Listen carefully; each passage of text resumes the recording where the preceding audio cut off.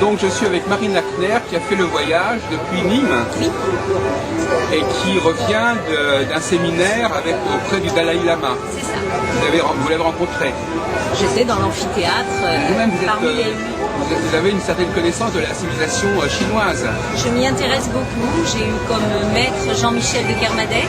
Ah, je l'ai bien connu, Voilà. Jean-Michel de Kermadec. J'ai été- Jean-Michel Huon de Kermadec, pardon. Oui, c'est ça, Jean-Michel Huon de Kermadec. Ben, j'ai été son élève pendant 10 ans. Mais à quelle époque? Parce qu'il est décédé. Il est décédé en l'an 2000, donc de 88 en l'an 2000, je suis venue le voir à Versailles Oui, et voilà. j'ai été un petit peu, oui, sa disciple, son élève. Ah, bah, très bien. Donc c'est l'occasion de lui rendre hommage. C'est ça. Aussi.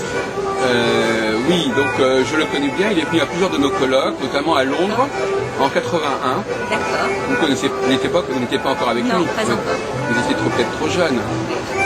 Bon, alors donc, est-ce que le Dalai Lama s'intéresse à l'astrologie? Il n'en a pas parlé. On va peut-être trouver un trait commun avec le karma, en astrologie karmique, mais il a très peu parlé d'astrologie. Il a Est-ce été que les très- Tibétains, d'une manière plus générale, s'intéressent à Alors, je l'astrologie? pense que oui. Et quelle est la place de l'astrologie dans leur société, dans leur vie sociale? Là, je ne saurais pas vraiment vous répondre sur les Tibétains parce qu'il en a très peu parlé. Et sur les Chinois en général actuellement, Alors, est-ce que l'astrologie continue à exister? Vous avez été voir en Chine comment ça se Alors, passait? moi, je n'ai pas été en Chine, je suis allée à Taïwan, puisque mon fils s'y trouvait. Oui. Et effectivement, les Chinois continuent de s'intéresser à l'astrologie, surtout dans tout ce qui est calcul de naissance, mariage, enterrement, réunion d'affaires. Là, on a besoin des horoscopes et des ententes entre les signes.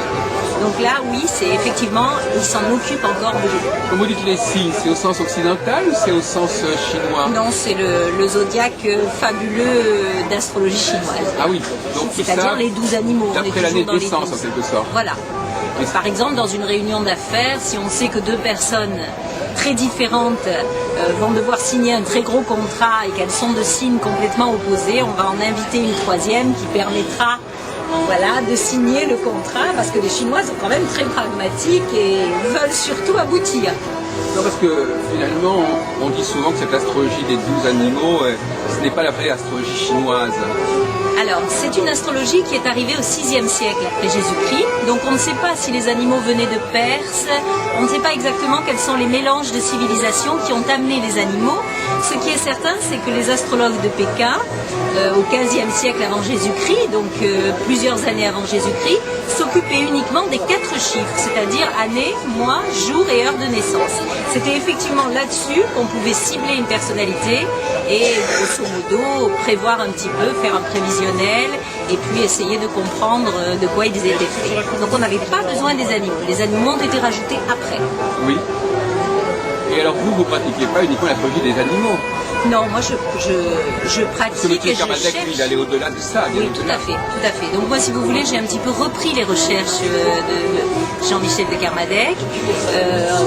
Je suis très chercheuse, donc j'ai ajouté à cette astrologie chinoise la morphologie des mains, parce que c'était aussi un outil pour moi, et puis différents outils de connaissance de soi, dont la psychogénéalogie. J'ai fait beaucoup de stages, des tas de recherches différentes pour venir enrichir toute cette astrologie chinoise. Donc de départ sur les 4 chiffres. Les animaux, pour moi, c'est secondaire.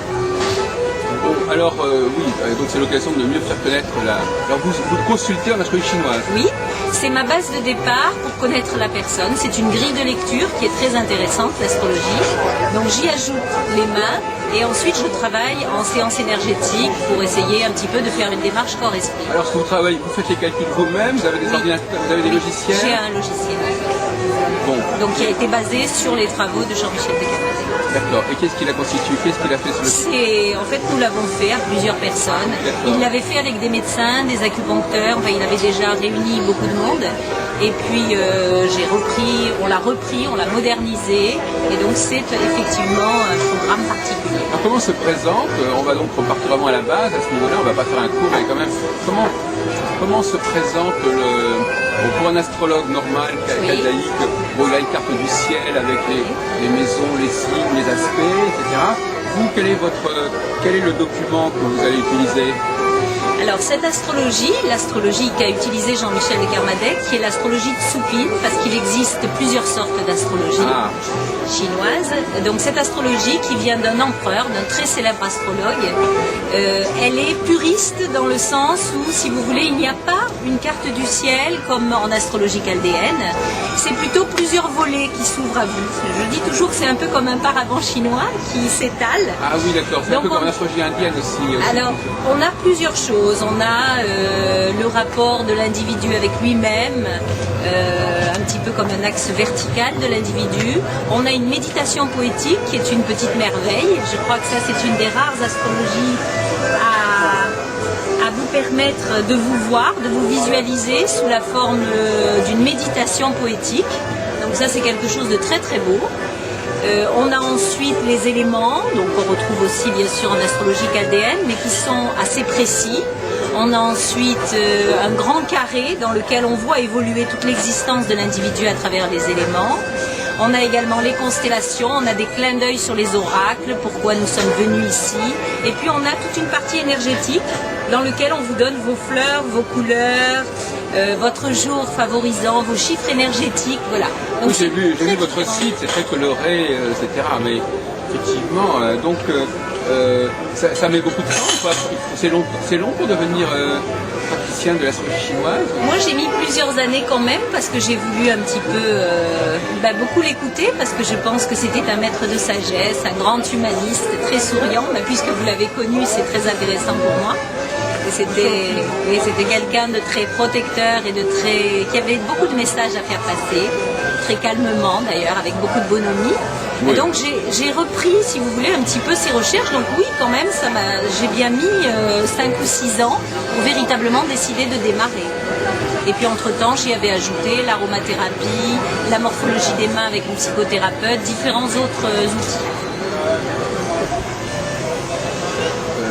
Voilà, on va embrayer directement sur un questionnement pour essayer de trouver des points communs avec les autres formes d'astrologie, parce qu'autrement on va un petit peu se perdre dans la technicité.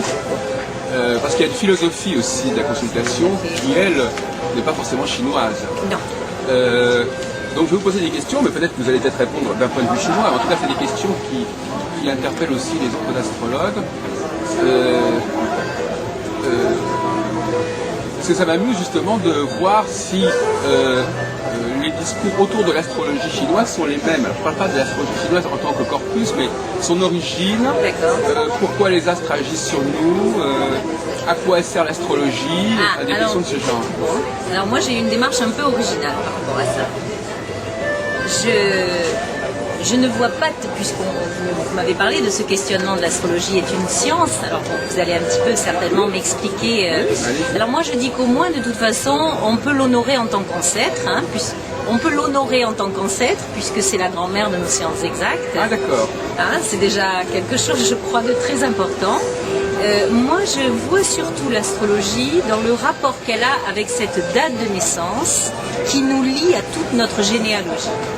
Donc avec les découvertes quand même récentes de la psychanalyse, etc., on a cette idée quand même derrière, le premier karma c'est notre famille, et donc l'astrologie est là pour nous rendre compte de quelque chose de très important au niveau de toute notre famille, de toute notre portée familiale. Donc moi je la vois déjà dans ce départ-là. C'est ce qu'on appelle la psychogénéalogie. Voilà. Je crois que là-dessus, c'est une source merveilleuse de connaissances. Toute astrologie. Toute astrologie. Oui. Pour moi, toutes les astrologies sont capables de capter un individu. Le deuxième niveau, c'est qu'elle a l'immense avantage de nous relier à l'univers. Un petit peu, elle est dans l'idée, dans le mot astrologie, on entend un peu le mot religare, comme dans le mot religion.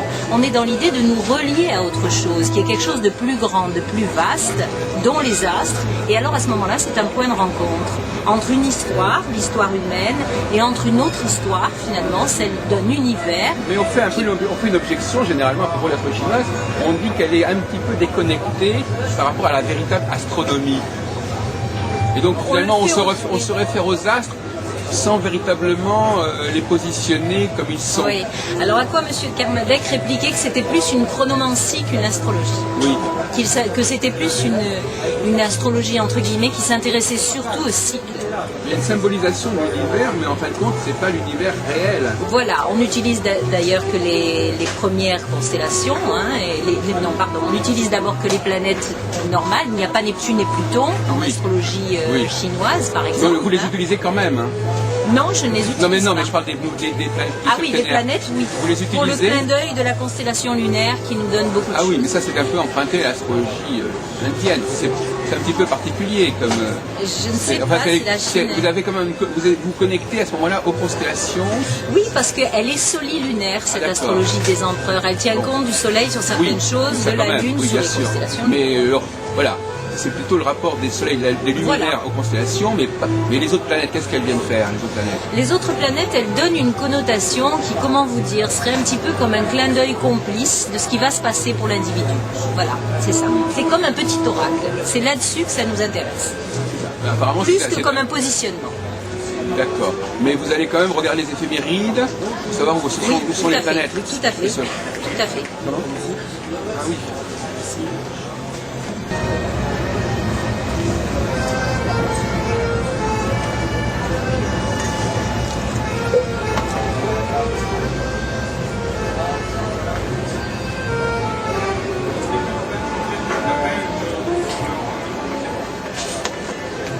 S'il te plaît. Voilà.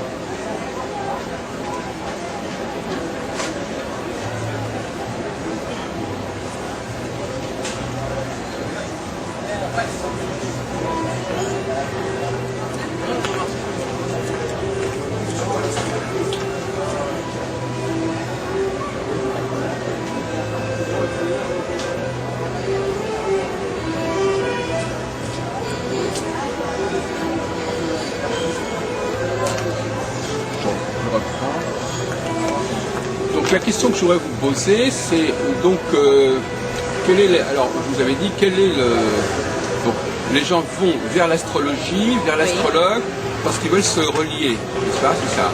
Moi, il me semble que c'est d'abord, oui, effectivement, un désir de connaissance de soi qui est un peu mystérieux pour la plupart des personnes, mais vers lequel ils sont attirés, peut-être justement par de vieilles mémoires cellulaires, certainement.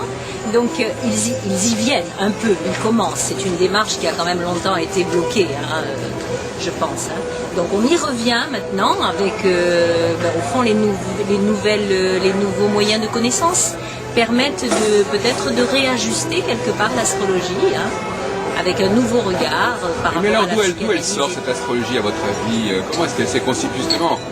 Ce sont des sages qui l'ont mis en place, qui l'ont découverte, qui l'ont inventée, qui l'ont progressivement mis en œuvre. Enfin, je ne sais pas, comment est-ce qu'elle s'est créée cette astrologie pour moi, on n'avait pas de télévision à l'époque, donc on est sorti, on a regardé le ciel nocturne, parce qu'on avait besoin de savoir un petit peu quel serait le temps du lendemain, comment il fallait prévoir son existence. Je crois que ça a commencé tout simplement. Hein. Tous les premiers hommes étaient souvent des bergers, ils voulaient un petit peu savoir ce qui allait se passer, comment il fallait prévoir les choses, et ils ont commencé à lever les yeux et à regarder le ciel nocturne. Oui, et c'est les prémices de l'astrologie. Oui. Mais cette astrologie chinoise, elle a beaucoup évolué depuis cette époque apparemment, parce que vous dites, elle est devenue un peu numérique, elle est devenue un peu mathématique. Donc... Je crois qu'elle était à l'époque, d'après ce qui semble avoir été retrouvé, les astrologues de Pékin l'utilisaient de la même manière. Hein. Oui. Sur l'année, le mois, le jour, l'heure de naissance. D'accord. Elle n'a pas changé sur ses bases en tout cas. Hein. Donc la façon dont elle s'est conçue, c'est des gens qui ont trouvé, vérifié des choses, certainement, mis en de rapport façon pragmatique. Des données, oui. Et puis petit à petit on est arrivé à ce qu'on connaît. Oui, je pense qu'on a commencé par observer les cycles, par reprendre et observer les cycles, par se rendre compte que les choses arrivaient de façon assez exacte au niveau des cycles, et à partir de là, un petit peu comme l'acupuncture, un petit peu comme le shiatsu, petit à petit on a mis cette méthode doucement. Ils ont peut-être eu un éclair de génie aussi, hein, ça n'empêche pas. Mais on a mis doucement cette méthode est devenue de plus en plus exacte. Alors, comment se fait-il, Marina Kner, comment se fait-il que il existe d'autres astrologies qui ont d'autres règles et qui seraient également constituées de la même façon, en quelque sorte.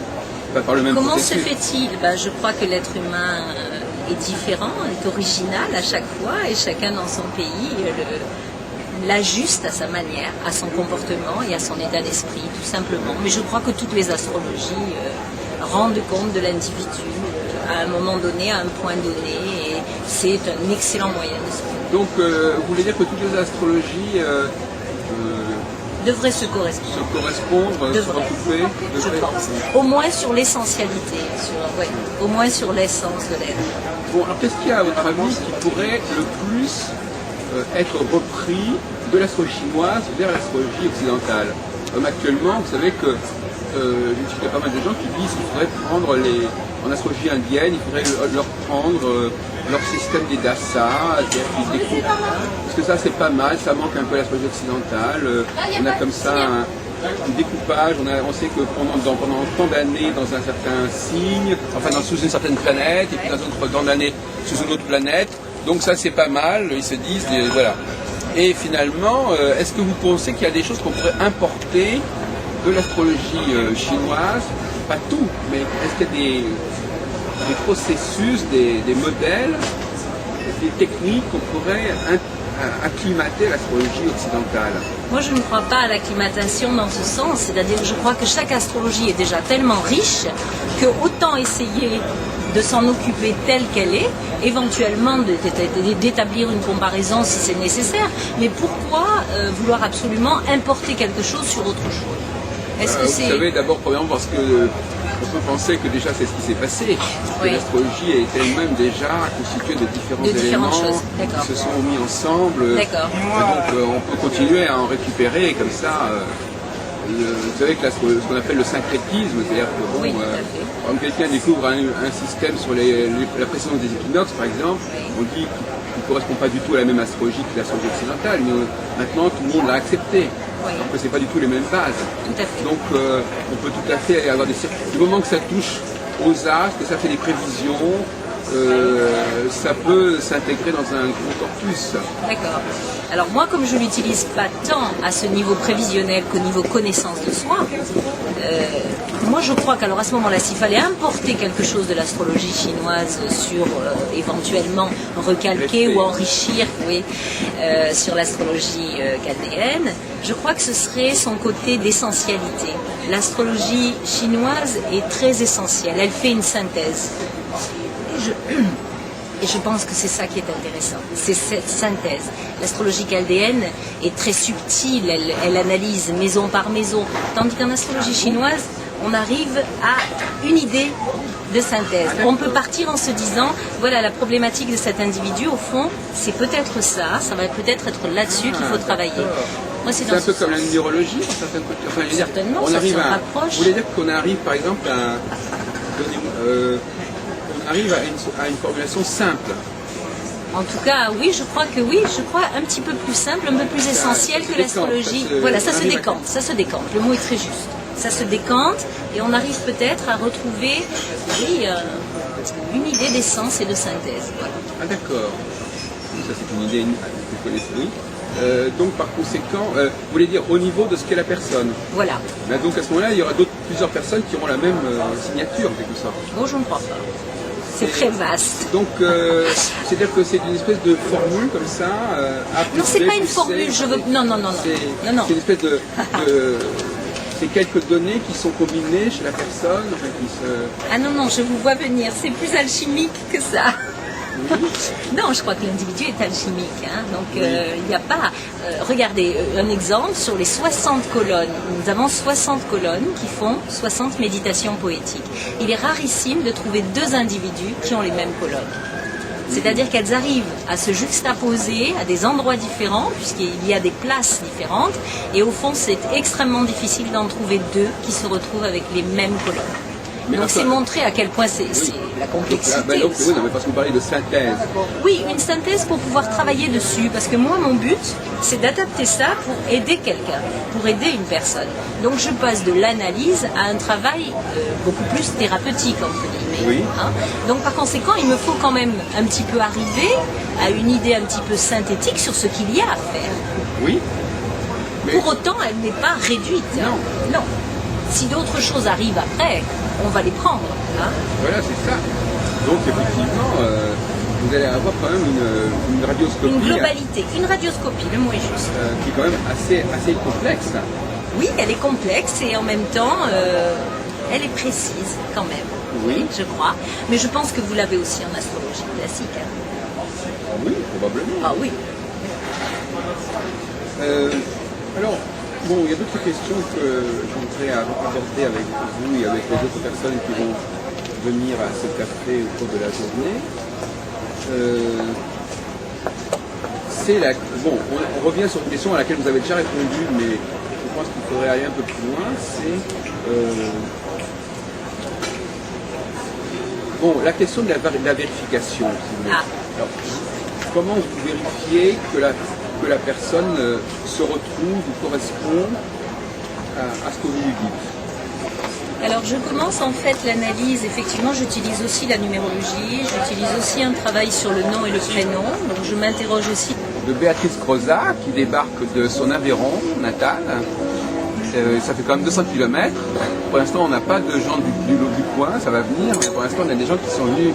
C'est très intéressant pour moi parce que moi je travaille beaucoup sur la question des voyages et des périodes comme ça où les gens acceptent de bouger, parce que pour se rencontrer il faut se déplacer. Et moi je prévois, mes prévisions, je prévois beaucoup de choses au niveau des déplacements. Je suis un spécialiste des voyages, des prévisions de voyage. Et notre amie Marina Kner, elle s'occupe d'astrologie chinoise. Donc c'est un petit peu exotique. Mais alors que vous ne connaissez pas l'astrologie chinoise, vous la connaissez sous une forme certainement caricaturale. Oui, j'aime beaucoup. Vous êtes de quel... Mais elle est complémentaire à la traditionnelle. Oui. Puisqu'avec le grand cycle de Jupiter, elle caractérise une année. Oui, on dit que c'est un peu une astrologie jupitérienne par certains côtés. Parce que cette idée d'un signe qui change par an, ça correspond au fait que Jupiter reste un an dans chaque signe. Parce qu'il met 12 ans pour faire le système. D'accord, j'avais jamais entendu dire que cette astrologie était jupitérienne, mais c'est bien. Non, mais elle a quelque chose, elle ne l'est pas exactement, mais sa cyclicité est de l'ordre de Jupiter. Le Jupiter, en tout cas, est de l'ordre du 12, en tout cas. Vous savez quand même la durée de Jupiter. Alors donc, vous étiez en train de développer une idée on parlait un peu de donc du fait que l'astrologie chinoise était plus synthétique, et vous me disiez que malgré tout, donc on pourrait peut-être vous étiez assez sceptique sur le fait qu'on puisse importer des choses de l'astrologie chinoise vers l'astrologie occidentale. Qu'on puisse complémentariser une astrologie par une autre, oui, je suis assez sceptique. D'ailleurs, il y a Susan White, il y a des gens qui ont combiné les 12 signes zodiacaux. J'ai vu. Moi, je pense qu'il vaut mieux être peut-être un petit peu plus puriste et garder une façon de capter l'individu dans une astrologie ou dans une autre. Quitte à faire le pont après entre les deux, plutôt que de l'importer ou de calquer quelque chose. Voilà, moi je suis moins de cet avis-là. Et vous, Béatrice, vous pensez qu'on peut récupérer des choses qui marchent dans d'autres différentes astrologies? Tout à fait. De toute façon, l'astrologie chinoise s'associe à l'astrologie traditionnelle. Voilà, on peut faire un pont entre les deux. Et émancipe l'astrologie et la philosophie astrologique parce qu'elle importe la science du Tao. Oui, absolument. Je suis très branchée science du Tao. Voilà. Oui, mais Propre à ça reste l'astrologie deux chinoise. astrologies différentes à mon avis. Si vous voulez, je pense qu'on peut capter l'individu d'un côté ou de l'autre, ensuite faire le pont entre les deux, s'en enrichir mutuellement. Mais ceci dit, le terme greffer ou essayer de comparer les animaux, moi, il me semble que c'est inutile. Moi, personnellement, il me semble que c'est inutile. Je crois qu'on peut rester... Je lui disais à l'instant que l'astrologie traditionnelle présente pour l'année 2009 Jupiter en Verseau, Oui. qui est celle de l'année du bœuf. Oui, du buffle, oui. Voilà. Donc à partir de là, ça éclaire sur la relation taureau-verseau. Si vous le voyez Il comme me ça. semble. On peut très bien justement retrouver un fondement tout à fait intéressant dans l'association des différentes astrologies. Peut-être. Moi, je cherche moins la comparaison, en fait. Je cherche moins la comparaison. C'est pas une comparaison, au contraire, c'est une association constructive des deux pour un bon diagnostic. oui, mais c'est Sur votre vous-même, manière d'un de côté, faire. vous combinez beaucoup de choses par contre. Je Pas en combine les mains. astrologie, mais dans Non. d'autres domaines. Ouais. Je combine l'astrologie chinoise et les mains. Les mains aussi ont des fondements en énergétique chinoise quand même. Donc il y a un rapport aussi. Bien sûr, c'est vrai que je capte d'autres choses. J'avais pas vu cette façon-là de. Disons que moi je me suis arrêtée par exemple dans certains livres à la comparaison un peu massive, un peu élémentaire. Le buffle est égal à tel signe, etc. Et là-dessus, je suis moins d'accord. Je trouve que l'individu est trop large pour essayer de le bloquer On va dans essayer un de trouver un seul. terrain de discussion. La question que je vous posais tout à l'heure, c'est qu'est-ce que l'astrologie chinoise peut apprendre à la personne qui vient consulter? Mais je pense, comme toutes les autres astrologies, tout d'abord un travail de connaissance de soi. Oui. Un travail de connaissance de soi, un travail très basique où on essaie déjà de voir et de dépouiller tout ce dont on fait partie, de mieux le comprendre pour mieux se le réapproprier. Moi, c'est ma démarche en astrologie. Oui, alors justement, est-ce que les C'est personnes, la première chose. tout à l'heure je vous disais, est-ce que les personnes se retrouvent, c'est un peu la discussion que je voudrais Voilà, mener c'est dans ça. l'après-midi, c'est-à-dire, voilà, la question que je vais vous poser à tous ceux qui vont venir, parce qu'on va quand même être une quinzaine d'astrologues qui vont débarquer à un moment donné, successivement, c'est, est-ce que, vous pouvez la bouger aussi de temps en temps vers moi, vous l'enchantez, vous voyez que je suis dessus. Est-ce que l'astrologue a vocation à dire ce qu'est la personne et ce qu'elle sait d'elle-même, ou à lui proposer des solutions de vie, à lui proposer des styles de vie qui peuvent l'intéresser mais qui ne sont pas forcément validés parce que la personne est déjà. Par exemple, si je vous propose de changer de coiffure ou de changer de vêtements, c'est pas seulement en disant c'est parce que ça vous correspond, mais parce que c'est un changement. Est-ce que l'astrologue est porteur d'un changement? Vous voyez ce que je veux dire? Est-ce qu'il est capable de faire des propositions qui permettent à la personne de se voir autrement, de regarder sa vie un peu autrement? Tout à fait. Moi, je dis que l'astrologie peut permettre de prendre un regard vue d'avion sur sa vie, c'est-à-dire de vraiment élargir quelque chose. Voilà. Et c'est là que c'est très intéressant. Alors, je vais demander à Béatrice ce qu'elle pense de cette idée de la capacité de l'astrologue à proposer un autre regard sur lui-même. Mais moi, je pense tout simplement que l'astrologue peut répondre à des questions que peut poser un consultant. L'astrologue renseigne, il conseille. En apportant des réponses inédites, il va apporter peut-être des solutions inédites au consultant et ainsi éventuellement soit le renforcer dans son approche d'une situation ou alors l'orienter vers un changement. Ah oui, d'accord.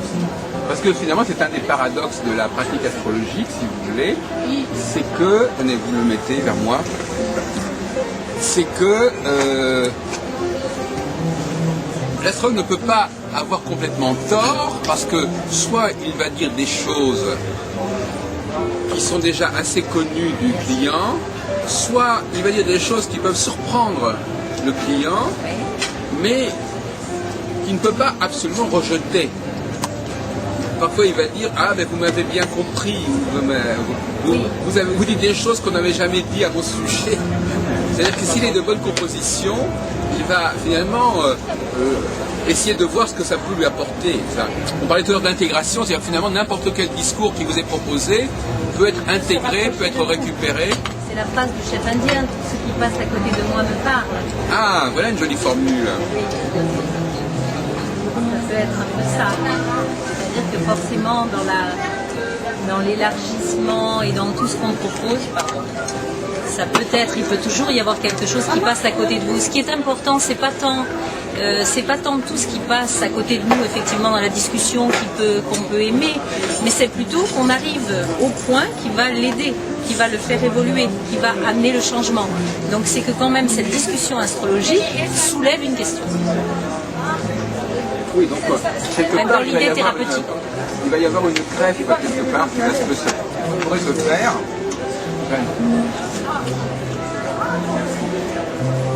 Une greffe qui peut se faire, même le thème natal à la limite, c'est un enrichissement pour la personne. Tout à fait.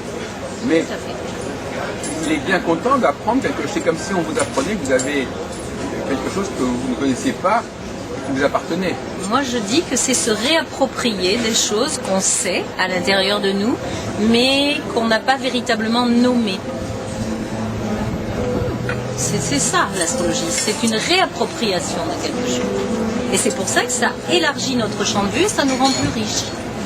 Riches de nous-mêmes. Non, mais je voulais dire plus concrètement, le fait de découvrir son thème astral, de dire vous avez un thème astral, vous avez une structure chinoise, peu importe, ça fait partie de quelque chose qui appartient à la personne. Oui.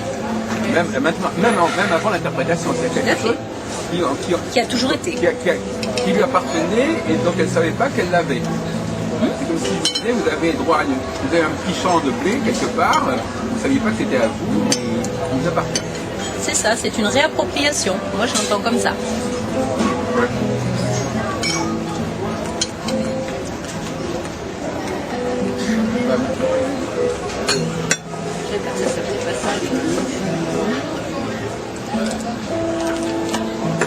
Donc nous accueillons, oui, c'était un peu une sorte de colloque où les gens arrivent les uns après les autres, et puis ils partent, ils arrivent, voilà, c'est une formule un peu nouvelle, c'est une invention comme ça. On fait une permanence, et puis les gens viennent saluer, repartent, reviennent après, encore un peu plus. Tout à l'heure, elle va revenir un peu plus vers 17h45, elle va revenir, et on va arrêter vers 19h, et puis même après 19h, moi je vais partir, mais vous pourrez toujours rester discuter. Alors donc, Isabelle Lebert, on va essayer de vous intégrer dans la conversation sur un sujet assez épineux, mais qui est essentiel, c'est est-ce que l'astrologue a vocation à nous dire ce que nous sommes, ou ce que nous devrions être, ou ce que nous pourrions être? Est-ce qu'il a vocation à nous surprendre, ou à confirmer ce que nous sommes? Est-ce que parfois il peut dire des choses tout à fait étonnantes, qui sont intéressantes justement parce qu'elles sont étonnantes et inattendues? Ou est-ce qu'il faut qu'il montre au contraire qu'il est capable de cerner la personne telle qu'elle sait qu'elle est? La première question, montrer ce qu'on est ou ce qu'on devrait être ou ce qu'on pourrait être. Disons que je pense que quelqu'un qui va consulter un astrologue, c'est en général pour déjà avoir la confirmation d'un certain nombre de faits qui se sont passés, parce qu'il y a toujours chez un consultant quelqu'un qui tâche le terrain aussi pour savoir s'il peut avoir confiance. Et puis, dans un deuxième temps, oui, il compte un peu sur l'astrologue, je pense, pour lui ouvrir des portes auxquelles il n'a pas réfléchi. Et éventuellement faire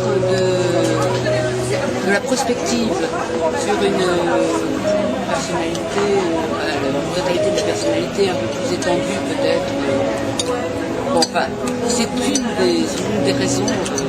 C'est-à-dire qu'effectivement, à partir du moment où on fait des prévisions, on est toujours amené à surprendre la personne quelque part. Donc ce côté un peu de l'astrologue comme étant un personnage qui surprend, je crois que c'est une idée un peu nouvelle. On l'informe parce que nous avons accès à une connaissance que n'a pas le consultant. Donc on est spécialiste et on informe et on précise une actualité liée à une date. Dans une dynamique temporelle, l'astrologue peut renseigner concrètement sur la situation d'un cycle, sur la dynamique d'une année, et ainsi éclairer, conforter ou apprendre quelque chose de nouveau à un consultant, tout simplement. Oui, mais on n'est pas obligé d'être tous d'accord. Non, on a plusieurs approches. Non, parce que la question, par exemple, peut se poser, je parle sur un plan très pratique, c'est qu'on a, par exemple, imaginons qu'on ait affaire à quelqu'un qui soit doté d'oriflamme dans son thème et qui a affaire à un transit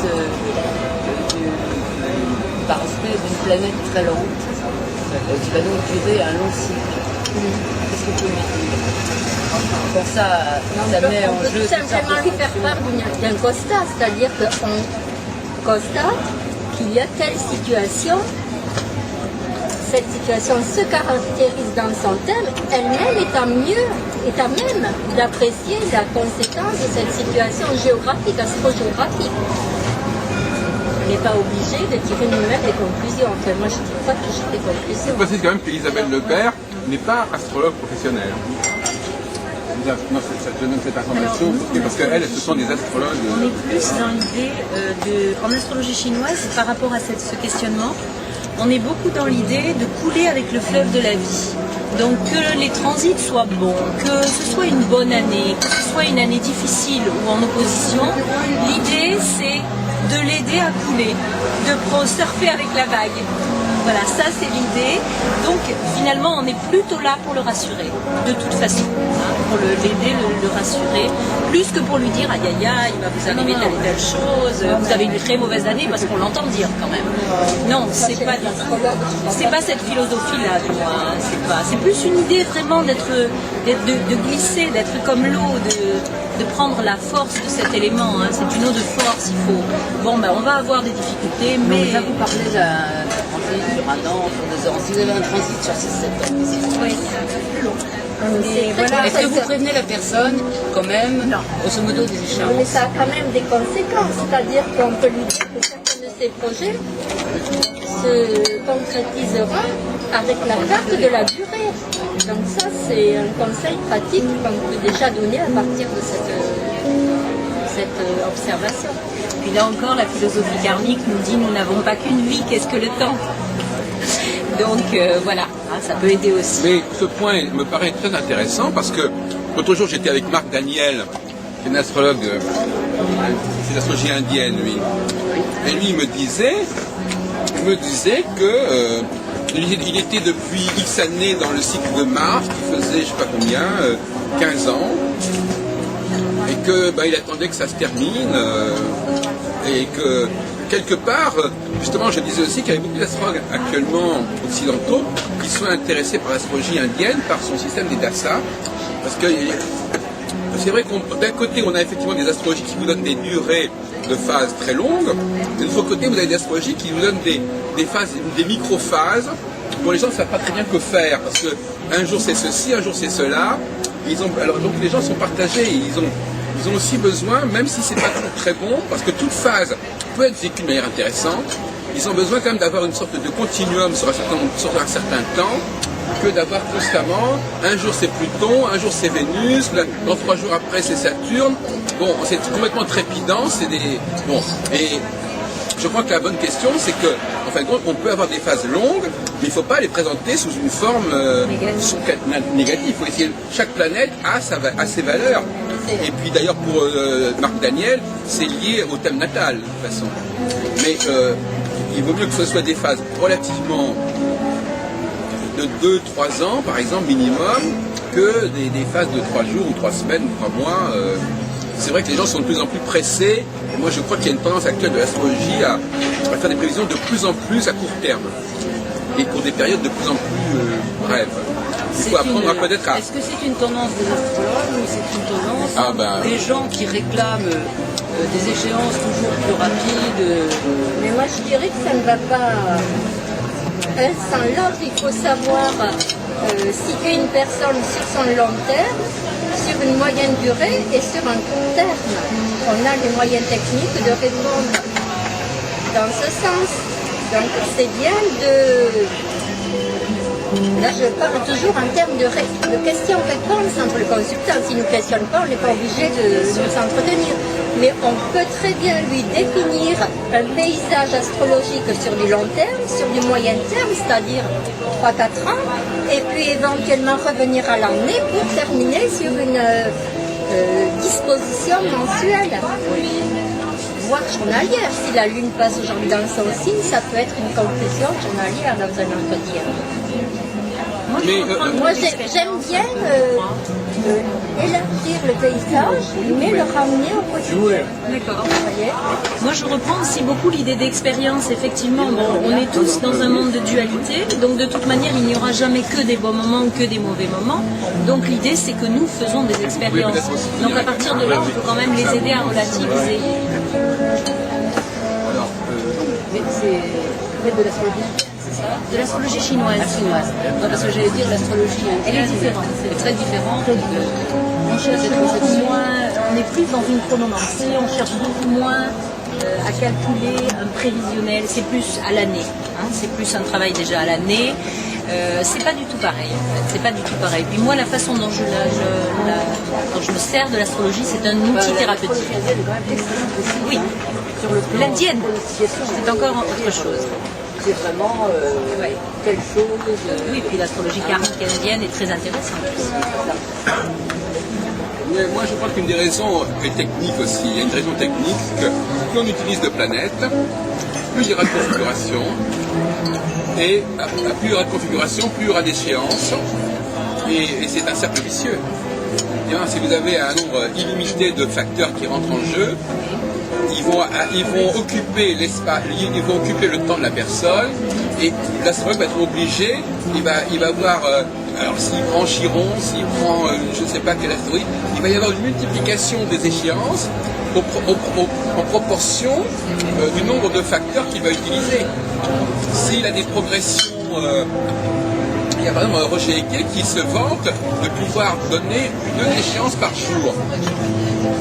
Et avec son système de direction, il peut y avoir 2 indications par jour. Vous vous rendez compte? Donc effectivement, on a une sorte, moi je l'appelle une inflation sémantique, c'est-à-dire une inflation de signaux, une inflation de possibilités, qui font qu'effectivement l'astrologue est quasiment impossible de parler de choses au lointain, puisque le présent immédiat, l'avenir immédiat est déjà énormément chargé de possibilités.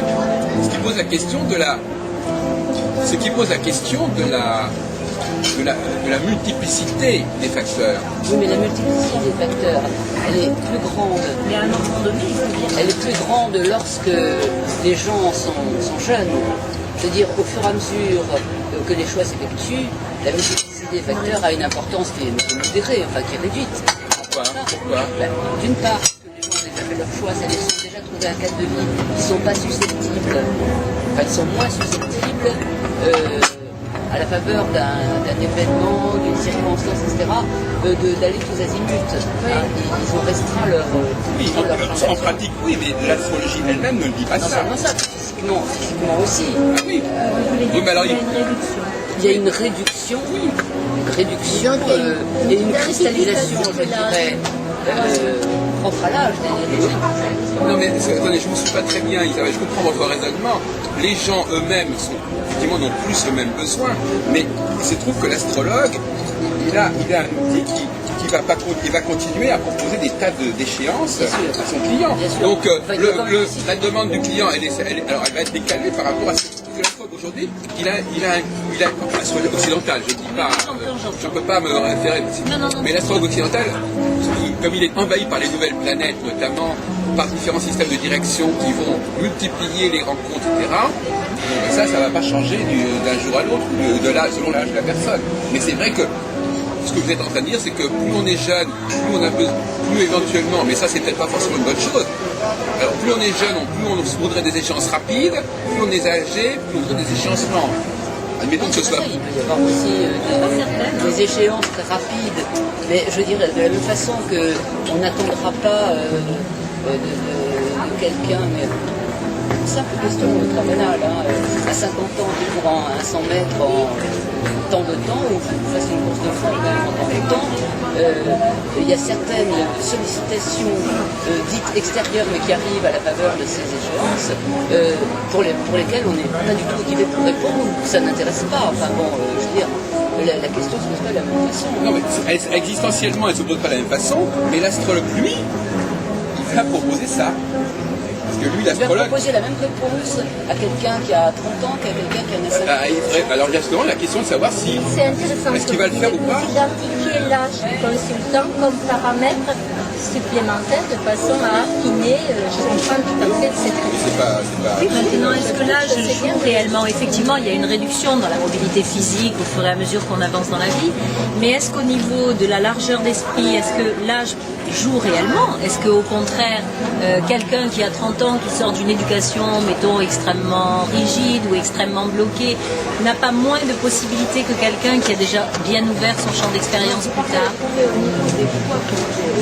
Oui, mais tu vas agir avec ça, ces choix. Alors moi, de toute façon, personnellement, je pense que je ne suis pas tout à fait d'accord avec Isabelle.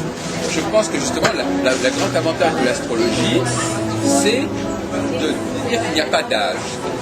C'est-à-dire que quelque chose peut recommencer dans la vie à n'importe quel âge, Voilà. et qu'on n'est pas dans la linéarité en on astrologie. n'est pas dans la linéarité. Moi, je Faudrait pensais pas qu'on être dans était le plutôt dans une... Quand je parlais de cristallisation, il s'agit d'une croissance en spirale à partir de la même chose.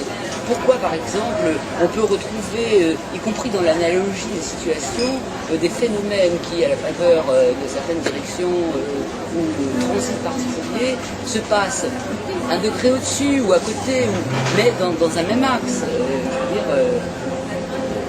Je sais pas, moi je Peut-être parce que suis... c'est surtout une répétition inconsciente, non? De quelque chose qui n'a justement pas été réglé, qui revient et qui va se symboliser sous la forme. La direction des...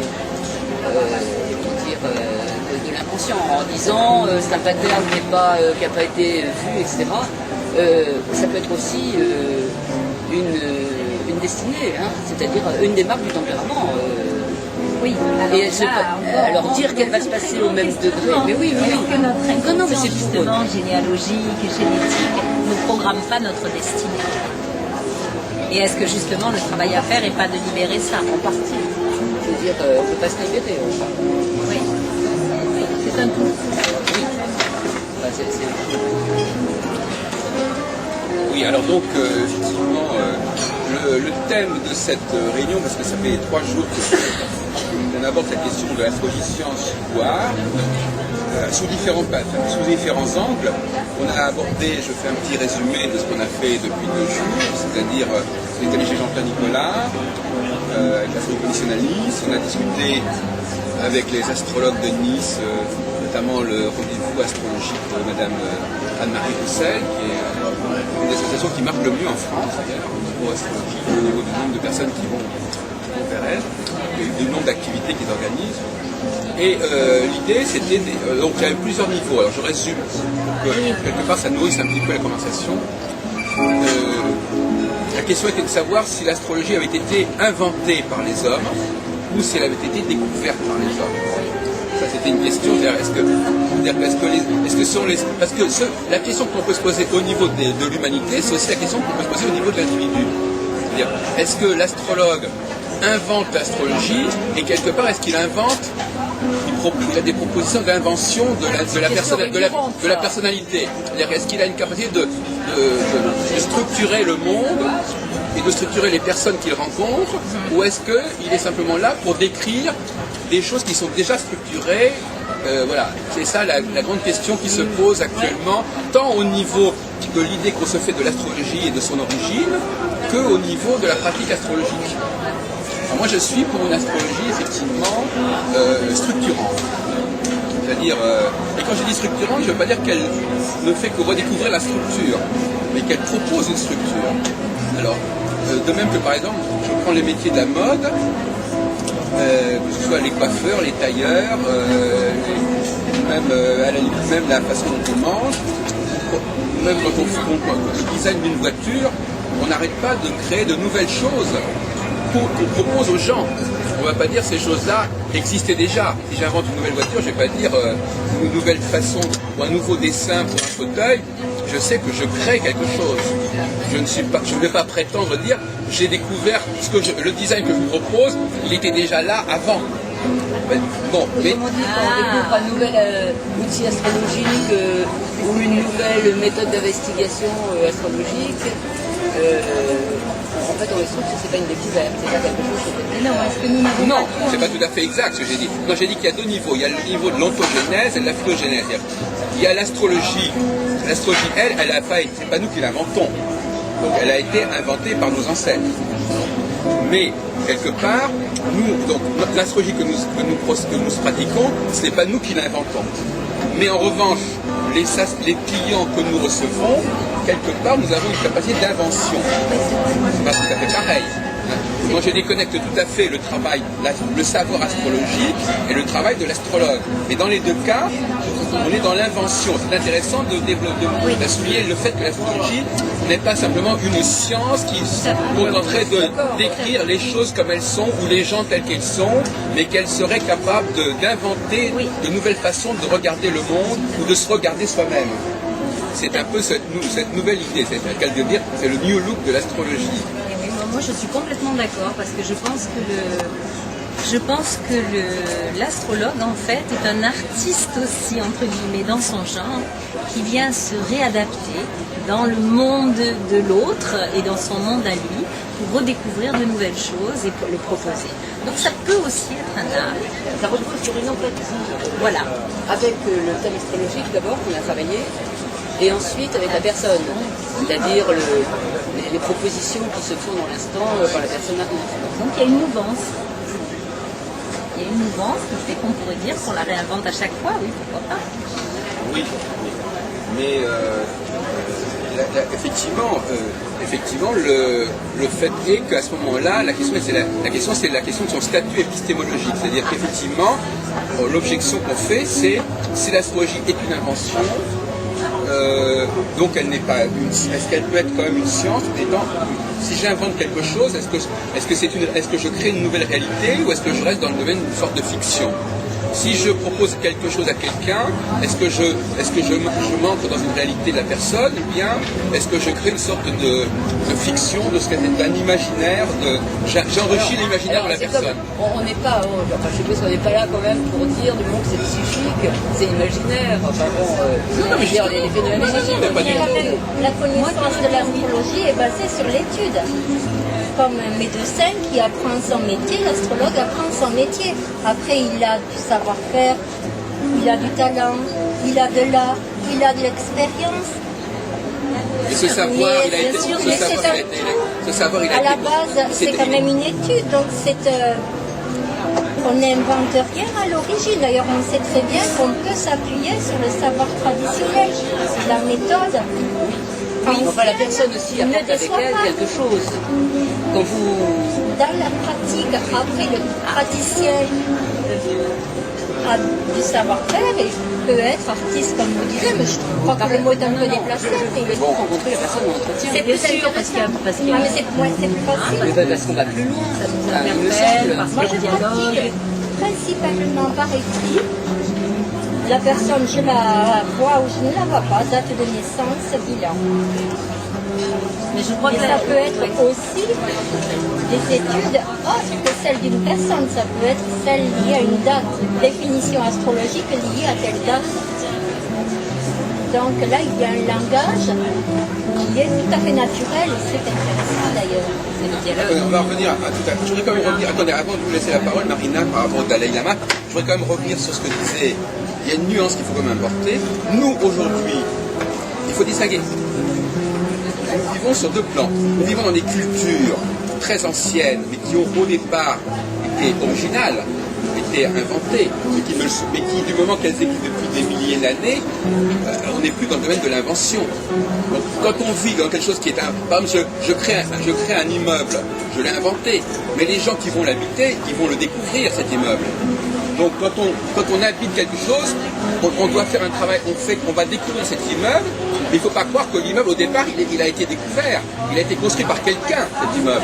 Donc l'astrologue, il ne fait que visiter un immeuble, mais cet immeuble-là, quelqu'un l'a construit. Mais c'est ça le problème. Donc, il peut aussi, par ses compétences, apporter sa pierre à l'édifice.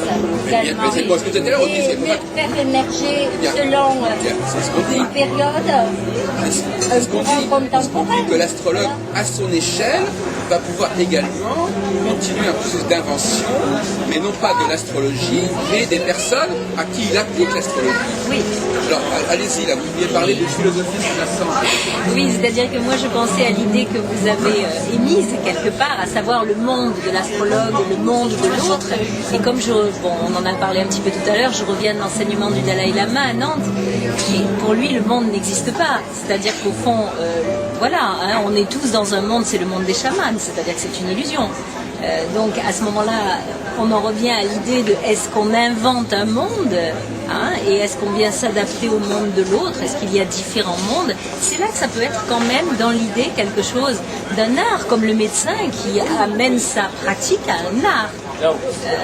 Il y a des personnes qui ne supportent pas. Je crois que c'est d'ailleurs un des grands drames des astrologues, et même des gens qui vont voir l'astrologue. C'est une approche que j'appelle une approche anti-humaniste. C'est-à-dire qu'ils ne supportent pas, ils n'accordent pas à l'être humain le droit d'inventer des choses ou de s'inventer. Il a tout juste le droit de décrire les choses comme elles sont, et il n'a pas d'autre droit. Il n'a pas de légitimité à inventer quoi que ce soit d'essentiel. Voilà. Et ça, je crois que c'est ce que j'appelle d'ailleurs le principe. Je crois que c'est le syndrome. C'est un syndrome, c'est-à-dire qu'effectivement, mais qu'est-ce que vous imaginez que ou alors de dire, si c'est inventé par les hommes, ça ne vaut rien, ou si c'est inventé par les hommes, ça ne tient pas, ou si c'est inventé par les hommes, ça ne dure pas. Il y a donc quelque chose, une espèce de scepticisme profond envers l'homme, qui à mon avis, d'ailleurs, entre parenthèses, pour revenir à la question de savoir pourquoi les gens viennent à l'astrologie, c'est souvent cela, parce que souvent les astres, c'est censé être au-dessus de l'homme. Et donc, par contre, tout est écrit, quoi. En tout cas, ça veut dire que l'homme doit avoir l'humilité de reconnaître que finalement, voilà, il n'a pas, il doit dépasser. C'est une illusion de croire qu'on invente les choses. Disons que la philosophie sous-jacente de l'astrologie actuelle, c'est que toute forme d'invention serait illusoire. Et que donc on s'imagine qu'on a créé quelque chose, ce qui permet d'ailleurs de se déresponsabiliser, puisque évidemment, si je ne suis pas responsable de ce que j'ai créé et généré, donc il n'y a pas de problème. Hein. De toute façon, créer ou recréer, c'est peut-être, ça revient peut-être quand même au même processus, puisque peut-être qu'on a tout dans notre esprit humain, que ça a déjà été créé, qu'on ne fait que redécouvrir tout le temps. Il y a, voilà. On rebascule dans notre problème. Oui, mais sans le fermer, sans le structurer trop. Sans le structurer trop. L'homme est un creuset alchimique et voilà, il tient plus de la chimie. La question que je posais à Isabelle Lebert pour les répondre là-dessus, c'est est-ce que on peut juste, est-ce que en jouant trop sur cette notion d'invention et de quelque chose qui est mis en place et qui est mis en circulation et un petit peu comme ça arbitrairement, est-ce qu'on n'est pas en train par ailleurs de délégitimer la dimension scientifique ou le statut scientifique de l'astrologie? Et c'est là-dessus que beaucoup d'astrologues réagissent en disant alors la réponse c'est qu'en fin de compte en fait ce que l'homme crée au bout d'un certain moment ça s'enracine quelque part, ça s'ancre quelque part, mais il y a la question de savoir où. Et ça, ce qui nous renvoie à la question de l'inconscient collectif, d'ailleurs, sous quelque forme que ce soit. C'est-à-dire qu'il y a quelque chose. Parce que le grand problème, c'est que si quelque chose est purement culturel, purement inventé, à partir de quel moment ça peut être transmis héréditairement? Parce que quand quelque chose soit transmis culturellement, par les livres, par la parole, par l'éducation, ça tout le monde peut le comprendre. Mais aujourd'hui, par exemple, dans notre société, en 2008, nous disions que nous sommes sensibles aux astres, alors que nous-mêmes, nous ne les connaissons pas, nous ne les étudions pas, enfin je veux dire, nous ne regardons pas le ciel, et que la plupart des gens qui ne sont pas astrologues regardent encore moins que nous. Il y a donc un paradoxe, c'est-à-dire est-ce que nous serions capables de malgré tout observer le ciel sans le savoir? C'est-à-dire de connaître ce qui se passe dans le ciel sans le savoir. C'est-à-dire qu'est-ce que nous aurions des antennes quelque part ou un savoir de repérage héréditaire qui nous permettrait à certains moments, dans certains états de conscience, par exemple pendant le sommeil, de capter des repères et des signaux. Mais là, je reconnais le cheval de bataille de Jacques Albrome. Alors, le cheval de bataille, alors c'est quoi le cheval de bataille? Je veux dire, à la limite, les yeux fermés, sans thème astrologique, sans date, etc. Non, mais c'est ce que me disait mon ancienne homéopathe. Elle était formidable, ça. Elle me disait, vous devriez pouvoir, pas besoin de cadran, pas besoin d'heure, pas besoin de... Voilà. Donc, la question récurrente que je parlais, c'est dans le cheval de bataille. Est-ce que ça n'est pas... l'astrologie est une capacité particulière au travail qu'on explore et qu'on améliore, un support. Pour moi, c'est un Voilà. On va laisser parler, madame. Non, Non, mais tout ce que on observe, certes, mais à la limite, il n'y a même plus besoin de certains signaux. On peut observer un tableau, on peut aussi observer un tableau. Hein. Oui. Mais ça s'apprend. Il y a une grammaire de l'art. Non mais attendez, on a un débat là-dessus, hein, Béatrice. On a un débat. Il y a des. Non mais la question n'est pas. Il faut savoir qu'il y a plusieurs points de vue qui existent. Alors on va faire des tours de Ce que je table. voulais vous dire, c'est qu'effectivement, enfin par exemple en ce qui me concerne, l'astrologie est vraiment un support. Mais vous avez tout à fait raison de dire que bon, ce calcul du thème, cette espèce d'interférence avec des mathématiques entre guillemets, avec un vrai calcul qui se fait. Est-ce qu'il vient en plus de l'intuition? Par exemple, bon, moi ça m'est souvent arrivé dans des salons de médecine douce, puisque j'en ai quand même fait quelques-uns, d'uniquement me baser sur les mains. Or les mains me suffisaient comme support pour connaître la personne. Or les mains, il n'y a rien d'écrit sur une main, je veux dire c'est la forme des doigts, la forme de la paume, mais après c'est complètement intuitif le travail de la main. Donc effectivement, est-ce que l'intuition n'est pas aussi importante que le calcul? C'est peut-être une intuition, mais c'est aussi une créativité. Parce qu'à la limite, c'est intuition, ça veut dire comprendre ce qui est. Mais ça veut dire aussi séduire. Par exemple, on peut dire à quelqu'un, voilà, par exemple, imaginons que vous cherchiez une maison. Vous allez voir un architecte, enfin, arrêtez là. Allô? Allô?